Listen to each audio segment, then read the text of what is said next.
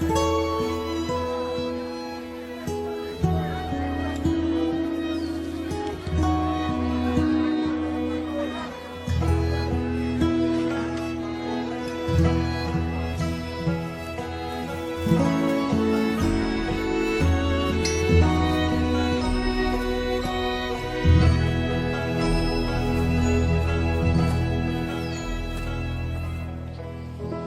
and Larissa asked me to read a couple of quotes from a man named John Piper, who's a well-known Bible teacher, and he talks about marriage and how this mystery refers to Christ and the church. And he says this: marriage is not mainly about prospering economically.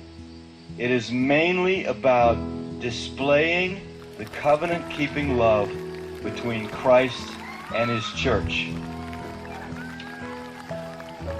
He says, knowing Christ is more important than making a living. Treasuring Christ is more important than bearing children.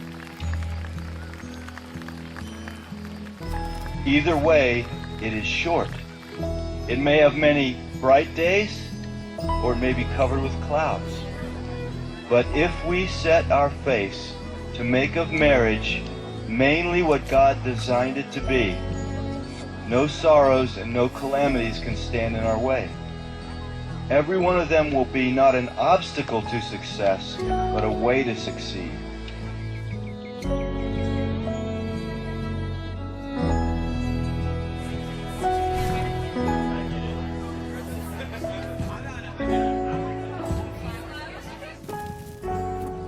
The beauty of the covenant-keeping love between Christ and his church shines brightest when nothing but Christ can sustain it.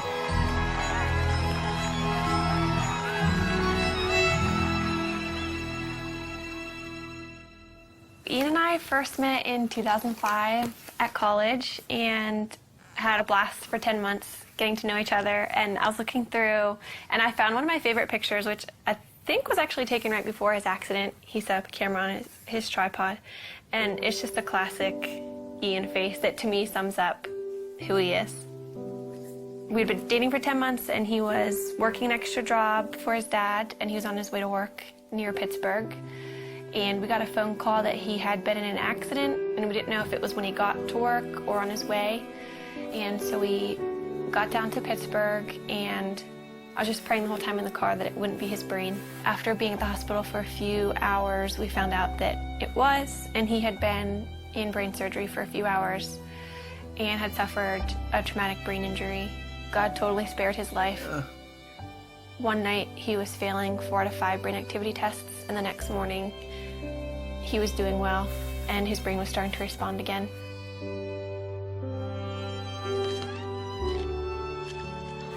I moved in with his family after the accident, so I was really involved in his therapy and just did whatever I could to make his life fun.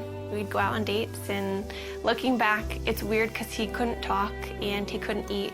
So we probably looked like complete weirdos being on dates, but we had a blast, and I just talked to him all the time.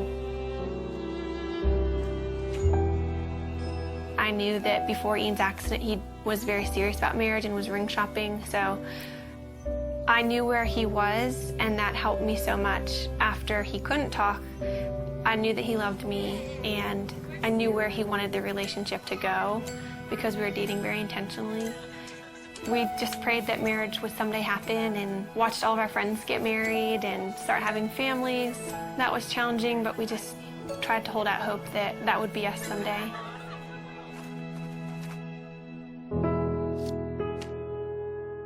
This is our board of gratefulness, and we encourage anybody who comes in to write a note of something that they're thankful for. It could be really small. Mine is just Saturday mornings, and it's just a good way that we found to be just practicing gratefulness. And Ian, I think half of yours say my wifey, which is pretty cool.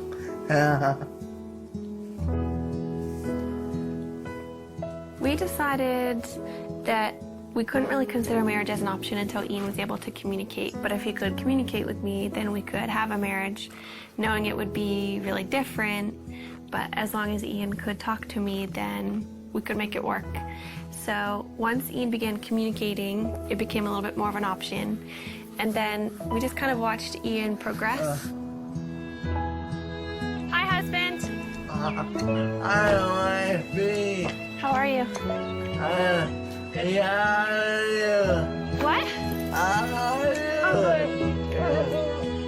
How was your day? Yes.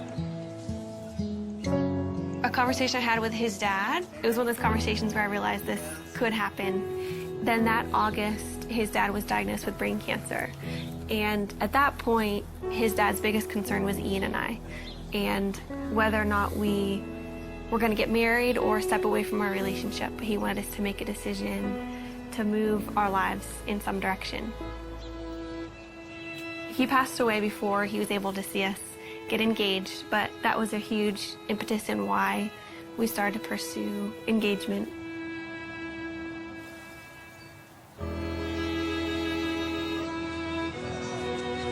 Throughout premarital counseling, we just used this momentary marriage. It was so helpful because John Piper talked a lot about primary things and secondary things, which is really important for us because when we're walking out our marriage practically, Ian can't do the secondary things like working or making a meal for me. Everything that's primary, though, he can do, which is leading me spiritually. Ian always comes back to the foundational truths of who God is and kind of reels me back in from my emotions, and that's the most important thing. We have two friends that we're going through the book with. I think we've just been able to help them see that maybe the little things that they're excited for about marriage are worth being excited about, but they're not the end all and be all of their marriage. But we also have so much to learn, and we're learning from them and things that they share because our relationships are different and we can glean different things from each other.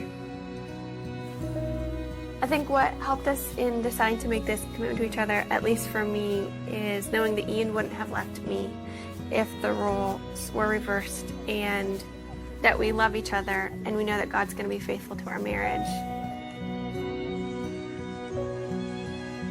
We're able to love each other with, I think, a more Christ-like love because of Ian's disability, and just understand that picture a little bit better than if you were healthy. Yeah. Agree? Yes. What about God enables you to have a happy marriage? You know, What? he's awesome. He's awesome. Yeah.